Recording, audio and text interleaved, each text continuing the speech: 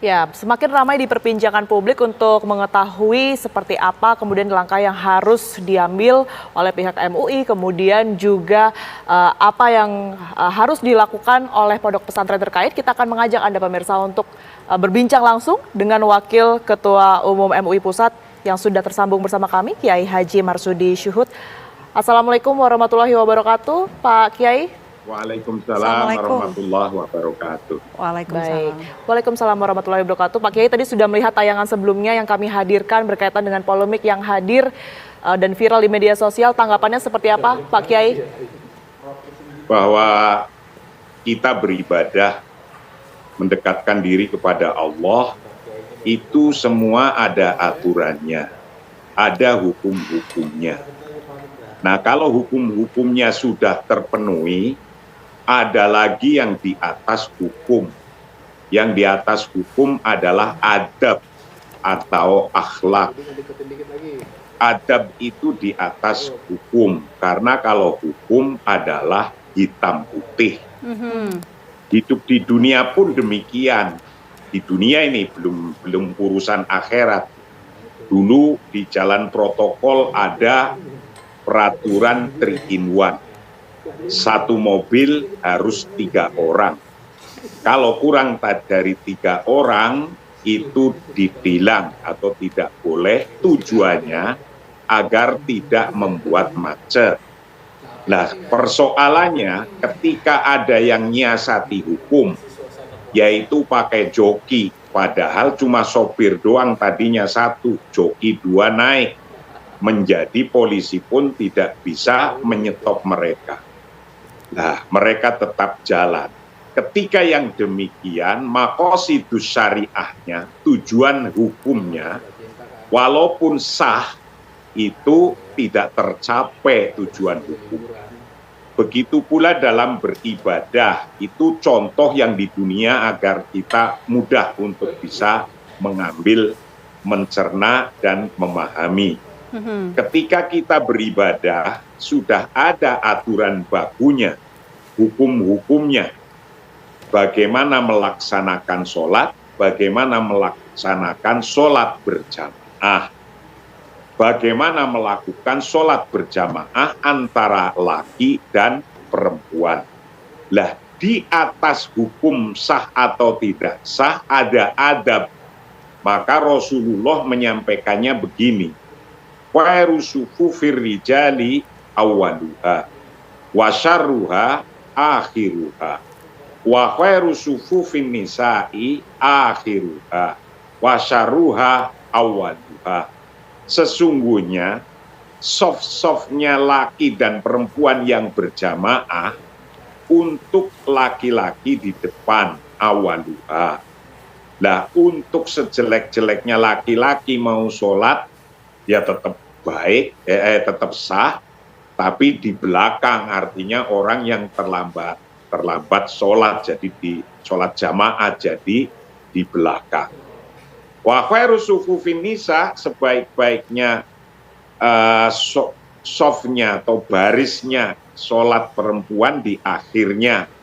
Wa syarruha awaluha, sejelek-jeleknya di awalnya, di tempatnya. Ini adalah adab, ini adalah tata cara. Kenapa kok demikian? Karena sesungguhnya keutamaannya sholat perempuan atau wanita itu kok ditaruh di akhir softnya, akhir barisnya. Imam Nawawi menjelaskan itu adalah untuk menjauhkan antara penglihatannya laki-laki, geraknya seorang laki-laki, dan pendengaran percakapannya. Mimmukhalathati rijali wa ru'yatihim wa ta'alluqil qalbi bihim 'inda ru'yati harakatihim wa sima'i kalamihim wa nahwi dzalik, dan semisalnya. Agar, karena ini adalah Selamat datang di Unistaman Salatiga.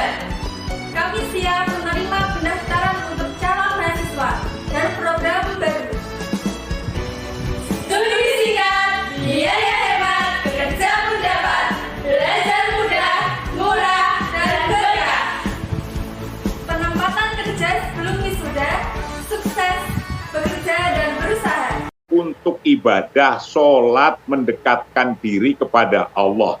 Yang biasanya laki dan perempuan itu bisa saling nyetrum. Nyetrum itu connect. Connect itu bisa pikirannya yang mestinya untuk mahdoh karena Allah, menghadap karena Allah, bukan karena ada fasilitas melihat perempuan yang bisa merubah pikiran, wa ta'alukil qalbi, dan bisa konektivitas nyambungnya perasaan hati, inda ru'yati harokatihim, ketika melihat gerak-geraknya laki-laki, wasima'i kalamihim, dan mendengarkan ucapan-ucapannya, wa nahwi dzalik, dan semacamnya. Nah, ini adalah aturan tata krama adab untuk kenapa perempuan sudah ada tempatnya sendiri.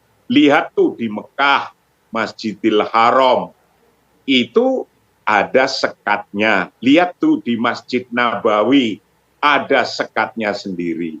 Karena bahkan Imam Ghazali dalam kitabnya menyampaikan, wa yajibu bainar rijali wan nisa'i hailun, wajib untuk sholat berjamaah antara laki dan perempuan menurut Imam Ghazali itu harus ada hailun. Jika sholatnya ada laki, ada perempuan, wa yajibu bainar rijali wan nisa'i hailun yamna'u minan nadhari, ada pembatasnya. Hailun itu pembatas, maka tuh lihat di Masjid Nabawi ada pembatasnya. Tuh lihat di Masjidil Haram di Mekah ada juga pembatasnya. Nah, itu kalau menurut Imam Ghazali. Menurut Imam Mawardi itu bahkan kalau sudah selesai, ini laki-laki di depan, perempuan di belakang. Kalau sudah selesai sholat, imamnya jangan pergi dulu agar para makmum laki-laki untuk mengikutinya sebelum perempuannya itu sudah keluar duluan. Imam Mawardi itu mengatakan begini, wa ingkana ma'ahu rijalun wa nisaun wal imamu fi sholati thabata qalilan.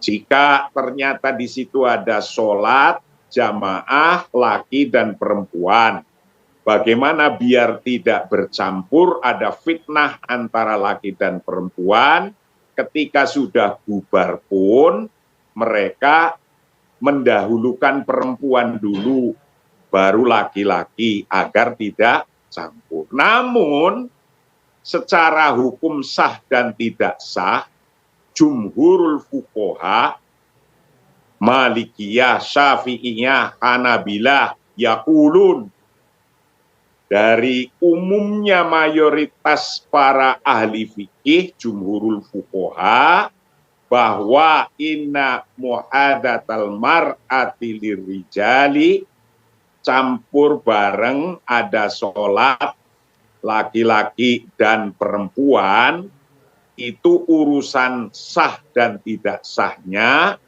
itu tetap hukumnya sah, sholatnya sah, menurut jumhuril fuqaha.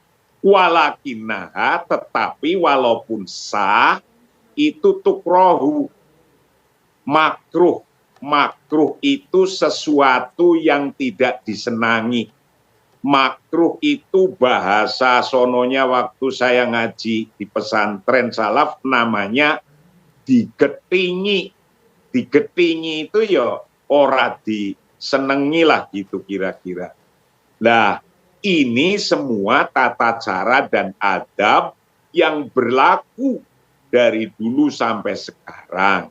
Kalau urusan hanya yang dicari sah, ya kayak tadi tuh, 3 in 1 tuh, makosidu hukminya, makosidu syariahnya tidak tercapai karena banyaknya joki hanya untuk mencari sah itu.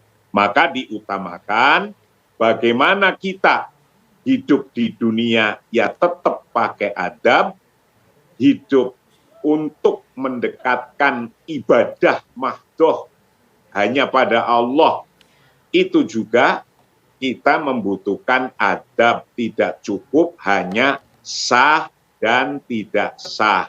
Pak Kiai. Ya alasannya tadi macam-macam dari Imam Nawawi punya alasan sendiri, Imam Ghazali, Imam Mawardi, dan Jumhurul Fuqaha punya alasannya.